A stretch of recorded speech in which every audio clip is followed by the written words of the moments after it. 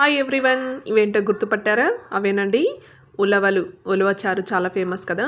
ఇప్పుడున్నటువంటి అకేషన్స్ అన్నిట్లోనూ ఇది చాలా ట్రెండింగ్గా నడుస్తుంది. ఈరోజు ఉలవ చారు ఎలా పెట్టుకోవాలో చూద్దాం, వచ్చేయండి. ఫస్ట్ ఆఫ్ ఆల్ ఉలవలు తీసుకొని చాలా నీట్గా క్లీన్ చేసి పెట్టేసుకొని, యాక్చువల్లీ నైట్ టైం నానబెట్టుకోవడం వల్ల ఇవి ఎక్కువసేపు నానితే తొందరగా ఉడికిపోతాయి అన్నమాట. కాబట్టి ఇక్కడ గుర్తుపెట్టుకోండి, వాటర్ అనేటటువంటిది కొంచెం ఎక్కువగానే వేసుకోండి. అవి నానే కొద్దీ అవి లావుగా అవుతాయి అన్నమాట. చూడొచ్చు, ఇక్కడ నేను నానబెట్టేసుకున్నాను. మార్నింగ్ కల్లా కుక్కర్లో వేసుకొని జస్ట్ ఒక 3 విజిల్స్కే ఎంత బాగా ఉడికిపోయాయి అనేది చూడొచ్చు మీరే. ఇక్కడ జస్ట్ ప్రెస్ చేయగానే ఉడికిపోయాయి అనమాట.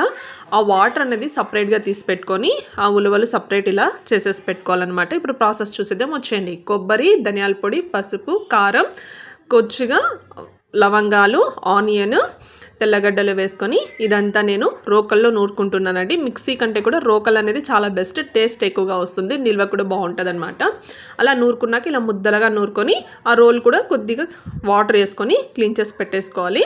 నెక్స్ట్ స్టవ్ ఆన్ చేసుకొని పెనం పెట్టేసుకొని, ఎక్కువ ఆయిల్ అవసరం లేదండి, ఒక 2 స్పూన్స్ వరకు ఆయిల్ వేసుకొని అందులోకి హీట్ ఎక్కిన తర్వాత ఆవాలు మరియు జీలకర్ర కూడా కొద్దిగా వేసేసుకోవాలి. ఆ తర్వాత ఒక టమోటా అండి, పెద్ద సైజ్ టమోటా అనేది ఒకటి సన్నగా తరిగి కట్ చేసుకొని వేసేసుకోవాలి. ఆ తర్వాత మనం దంచి పెట్టుకున్నటువంటి పేస్ట్ కూడా వేసి మిక్స్ చేయాలి. అండ్ కొత్తిమీర టేస్ట్ కోసం మరియు కరివేపాకు, ఈ రెండింటిని కూడా కొద్దిగా వేసుకుంటే చాలా బాగుంటుందన్నమాట. మనకు తినడానికి చాలా హెల్తీ అండి, చాలా ఐరన్ ఉండేటటువంటి ఫుడ్ ఇది. యాక్చువల్లీ పాతకాలంలో ఎక్కువగా తినేటటువంటి వాళ్ళు, ఇప్పుడు జనాలకి ఇది కొత్తగా అనిపిస్తుంది. నెక్స్ట్ వాటర్ ఉంది కదా, అందులోకి కొద్దిగా చింతపండు వేసేసి ఆ చింతపండును కూడా నానబెట్టేసుకోవాలన్నమాట.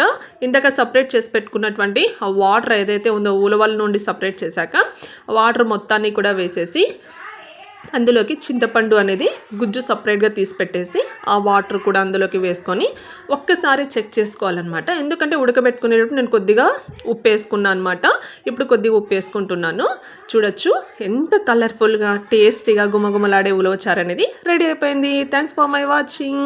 Can share and subscribe to my channel.